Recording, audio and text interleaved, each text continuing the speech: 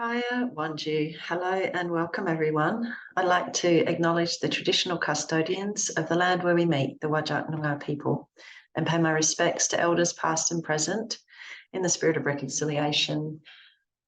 I'd also like to take a moment to thank you, hardworking parents, for all that you do. Thank you so much for your care, your love, your patience, all of your nighttime parenting, sickness parenting. And if you're listening into this webinar about reaching your teen and building your bond, probably well over a decade of parenting. So thank you so much for everything you do for your children. And thanks for carving out this time to be with me today, whether you're here in person listening in or listening to the recording later. The people who are here in person can see the PowerPoint presentation that I'll be sharing. And if you're listening in at a later time, you might like to just hear the audio, or I will be sharing with you the PowerPoint presentation by email, so you can certainly bring that up. So my name's Belinda Smith. I'm a parenting facilitator with Miralinga Parenting Service. We offer funded parenting services in the Southwest Metro region of Perth. This webinar is presented as part of our Calm and Confident Parenting series, and there's a whole raft of webinars available to you free of charge.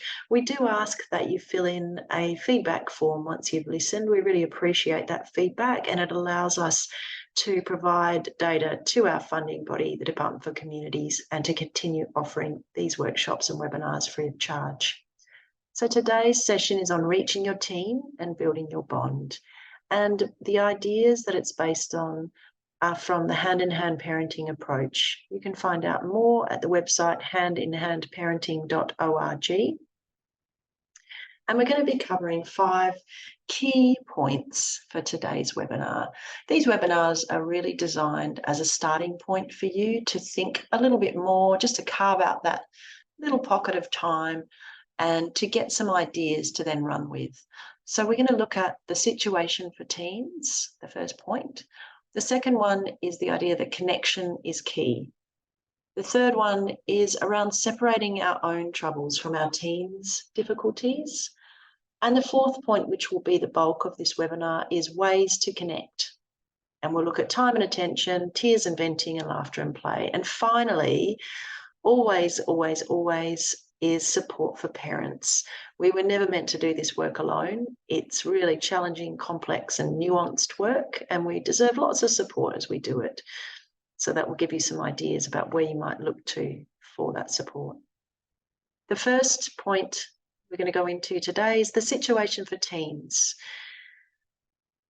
Teens are amazing. They are unique. They are marvelous creatures. I am constantly amazed by their energy, their enthusiasm, and their passion for their interests.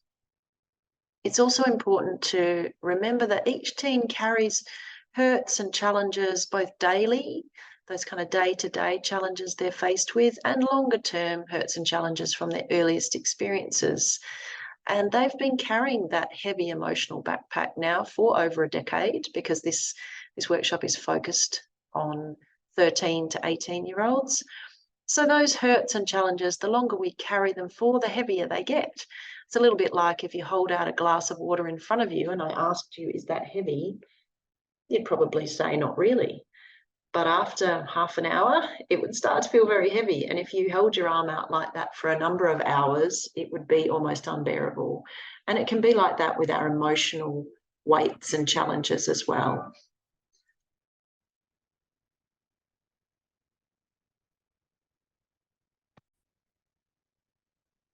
Our teens also face a lot of specific oppressions related to being a young person in our society. You may have noticed that teens aren't respected or really treated that well a lot of the time, and certainly the media represents teens in a certain way. I know my own experience as a parent of 2 beautiful boys who love to go to the skate park has been overwhelmingly positive at the skate park. Lots of really caring, supportive young men.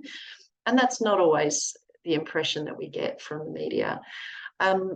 They don't get to play freely anymore, and they're separated often from simple affection by all sorts of challenges. They face a very confusing world a very overwhelming world that can leave them with a feeling of despair. And they lack models of leadership. Hopeful adults who work positively toward change are sometimes thin on the ground. So for our teens, it can be a pretty scary time and a pretty scary place to be. What we can do about that is connect with them. So from the first moments on the planet, they are built for connection. And as they go throughout their life, that need, which is as strong as their need for food and for water, really doesn't change. They want and need to feel connected, and they need allies. So they need supportive people. So we move from being the person in charge, the referee, if you like, of their lives. And as they're becoming teenagers, we're much more the coach. We're much more the person on the side that's supporting them. They need to be able to make their mistakes and experiment with who they want to be in the world while also being accepted and loved. And that doesn't mean we just let them go off and do whatever they want to do, but understanding that they are immature humans with brains that are not yet fully developed and they're going to make mistakes really helps us to continue to be an ally to them while we set limits. So it's connection that helps them make good decisions and actually learn from their experiences, good and bad. By focusing on connection rather than on controlling things or fixing things, we build their capacity to have an internal moral compass. And we also strengthen their feelings of self-worth, self-esteem, and we can navigate mental health challenges and all sorts of challenges more effectively. Limits are, of course, still really important, but offering them with warmth, even in the face of harshness, sends a powerful message of what it means to be a genuine grown-up. So taking the high road in those difficult moments between you is a beautiful way to continue offering connection while setting limits. So, oh, sweetheart, I know how much you wanted to go with your friend this afternoon. I can see how disappointed you are. Yeah, I'm so sorry. It just doesn't work today. And they get to have their feelings about those limits while we just listen warmly, allowing them to get that out of their system so that they can actually think more clearly afterwards. Now, research is super clear. There's actually been hundreds of studies done on what works to protect our children from negative outcomes as teenagers. And the solution is very simple. It's connection. So pitfalls like teen pregnancy, drug and alcohol use, risky behaviours, the simple solution to those things is connection. It is literally the super protective factor.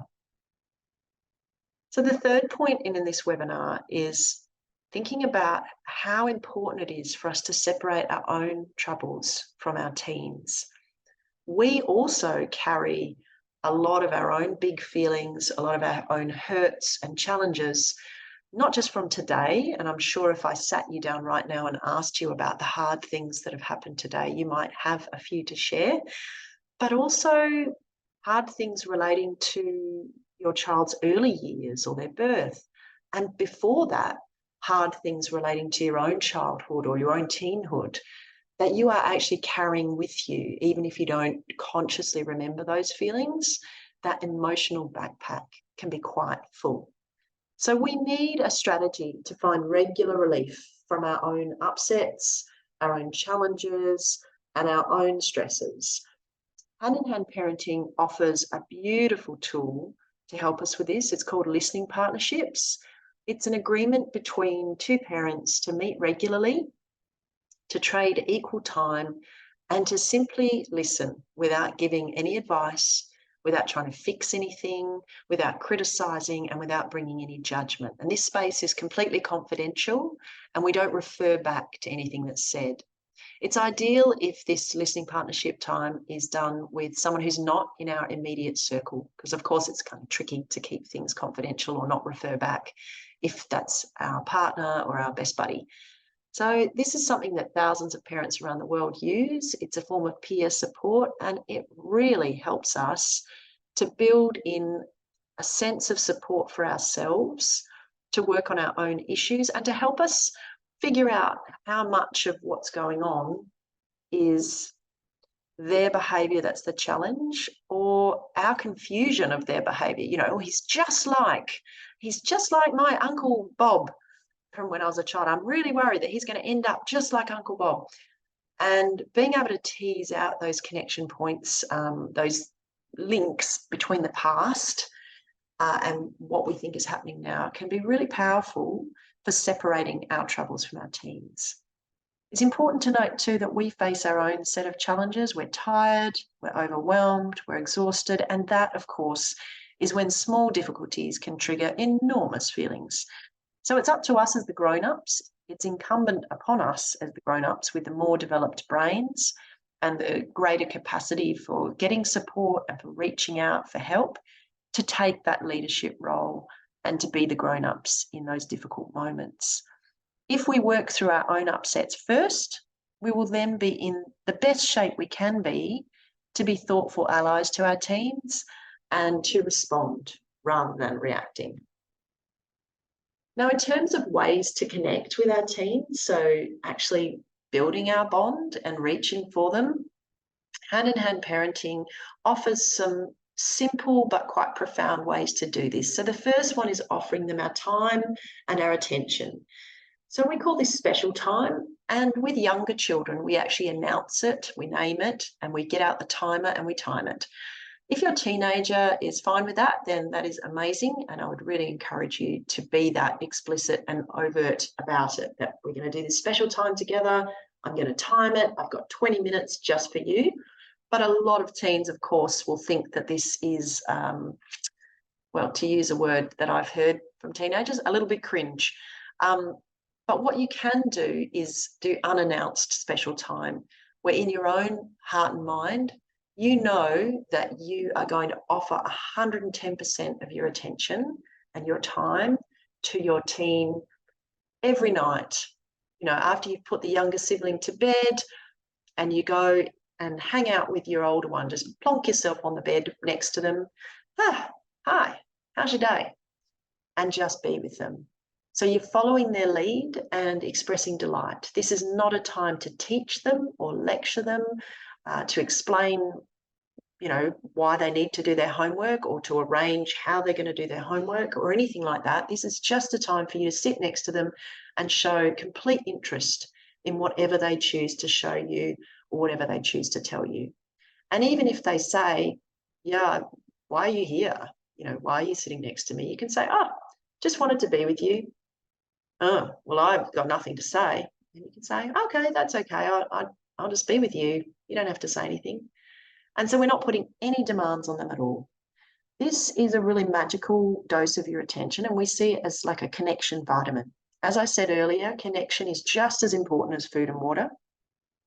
And it is like a dose of vitamin C for their brains. That sense of your warm attention can really build their intelligence and their ability to access their best thinking over time. It is an incredible way to build your relationship too. It may take some time for you to rebuild that sense of connection between you, but if you persist regularly and they come to see that this time is going to be offered again and again and again, and it becomes a practice, it's a very powerful way to build your bond and support them. The second way to connect is tears and venting. A great article that I will reference in the email that I send is around you being the garbage collector for your child's feelings.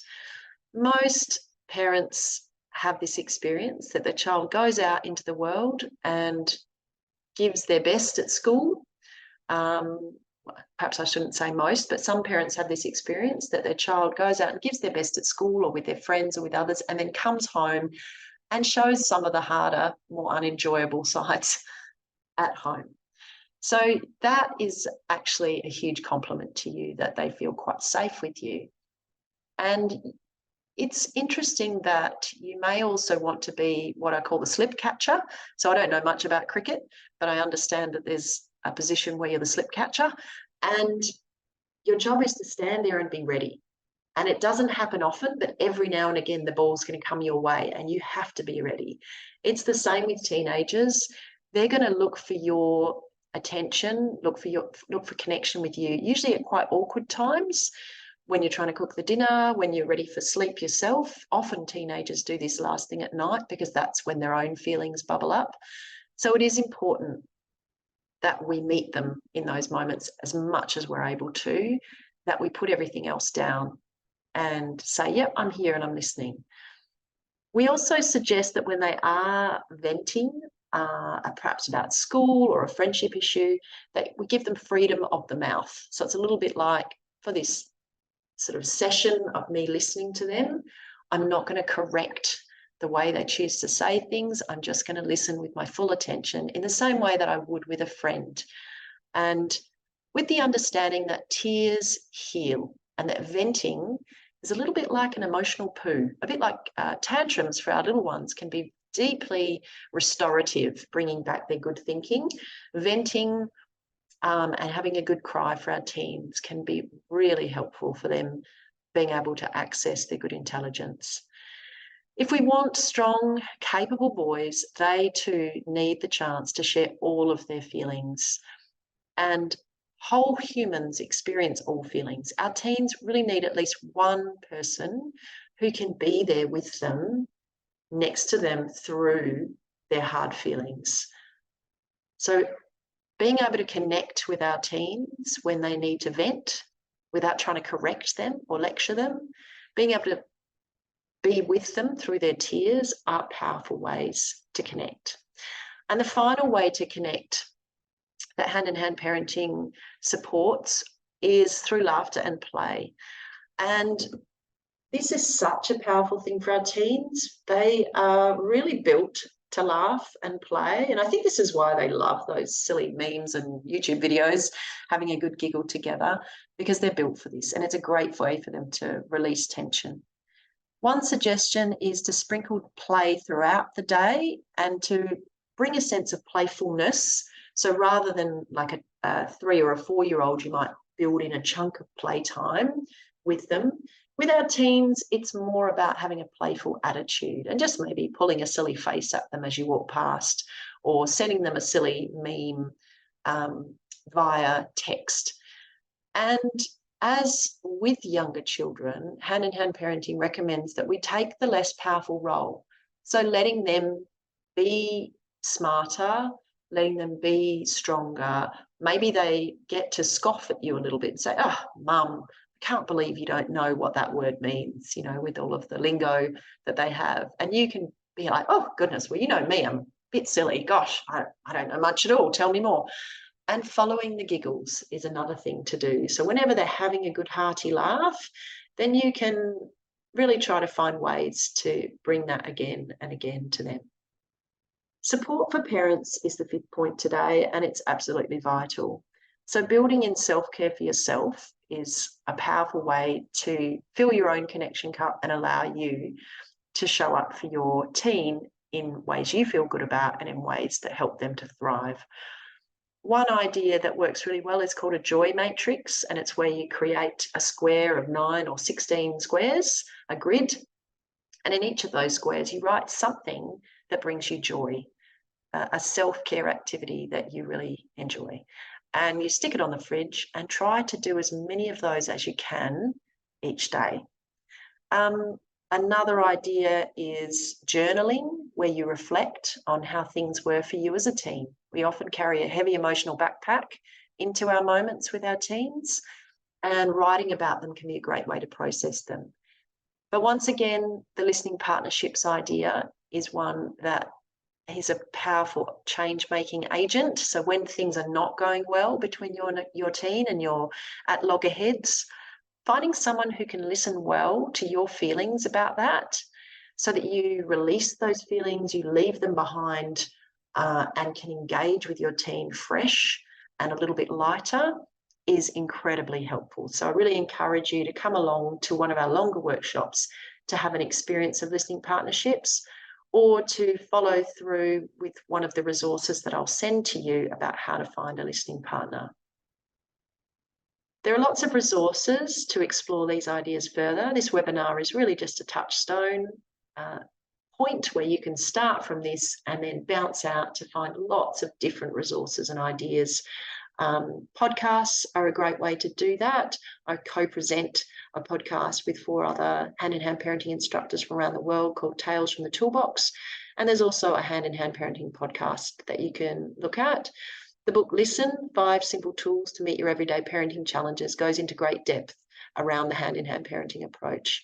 There are so many great resources, great books, particularly for parents of teens. Brainstorm by Dan Siegel is wonderful. Hold On to Your Kids by Gordon Neufeld and Gabon Mate is also excellent. So there's lots of great resources out there to support you. Now, locally, if you're experiencing some challenges with your teen, you might look at something like Headspace, which is a great organisation here in Perth to support parents of teens. So there are lots of general resources on this slide, resources for parents and carers. The Raising Children website is a really good one to give you some ideas for supporting your child. So in summary, we went through the situation for teens and how challenging it might be for them day to day, and just remembering that as we engage with them. The second point is that connection is key. Connection is literally the fuel that we operate on, that we drive these sort of bodies around with. Number 3 is the importance of separating our own troubles from our teens and recognising that we are well and truly more than 50% of the interaction. We set the tone, we are the climate for our interactions with our teens. So it's really important that we're in the best shape possible. And for number 4, we looked at different ways to connect. So time and attention, just scheduling in that time every day where we bring absolute delight and not asking anything, not demanding anything, not correcting, not lecturing, not teaching, but just being with our teen and delighting in who they are. Tears and venting, giving them the opportunity to shed some of those harder emotions, and laughter and play, really meeting them with a sense of joy. And of course, those 3 things are incredibly difficult to do when we're busy, when we're facing all sorts of challenges. So that final point of support for parents being absolutely vital. We can't pour from an empty cup. Thank you so much for listening into this webinar. I'd love it if you fill in the poll that I've linked to on the YouTube link, or in the PowerPoint presentation, or in the email. And if you can fill that in, that's fantastic. Please note that we have lots of talks and workshops for parents here at Miralinga Parenting Service, and I'd love to see you at one of those. Thank you so much for all your hard work for your family. It's incredibly vital, important work, and you do deserve so much support as you do it. Thank you.